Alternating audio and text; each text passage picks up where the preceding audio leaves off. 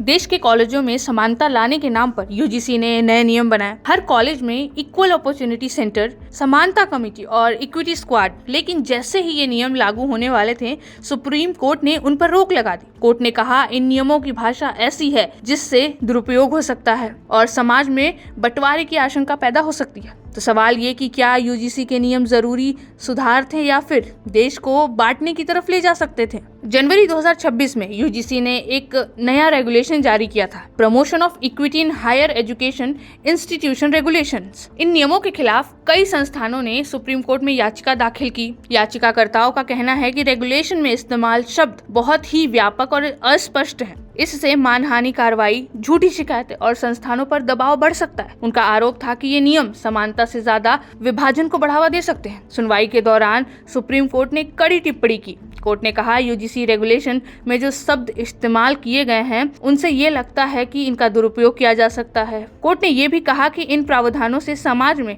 विभाजन की आशंका नजर आती है और कहीं ये नियम समाज को वर्गों में न बांट दे। सुप्रीम कोर्ट ने यूजीसी के नए रेगुलेशंस पर अस्थायी रोक लगा दी। साथ ही केंद्र सरकार से जवाब मांगा गया। कोर्ट ने साफ किया कि जब तक अगला आदेश नहीं आता तब तक 2012 के पुराने यूजीसी नियम ही लागू रहेंगे, नए नियम प्रभावी नहीं होंगे। अब अगली सुनवाई में केंद्र सरकार को बताना होगा कि नए नियम क्यों जरूरी थे और दुरुपयोग की आशंका कैसे रोकी जाएगी और समानता व निष्पक्ष के बीच संतुलन कैसे बनाया जाएगा। यूजीसी रेगुलेशन का मामला अब सीधा राजनीति अखाड़ा बन गया है। देश के सवर्ण वोटर, जो बीजेपी के कोर वोटर्स माने जाते हैं, उनकी तीखी प्रतिक्रिया सामने आई। देश के अलग अलग हिस्सों में नाराज लोगों ने विरोध प्रदर्शन की तस्वीरें आई। यूजीसी रेगुलेशन का विरोध कर रहे लोगों ने इस मुद्दे पर बीजेपी का तीखा विरोध किया। वहीं यूजीसी रेगुलेशन के विरोध में याचिका दाखिल करने वाले अधिवक्ता विनीत जिंदल इससे पहले मोहम्मद जुबैर के खिलाफ शिकायत कर चुके हैं। खजुराहो मामले में धार्मिक भावनाओं को लेकर सीजीआई को पत्र लिख चुके हैं। जम्मू कश्मीर में हिंदू और सिख अल्पसंख्यकों की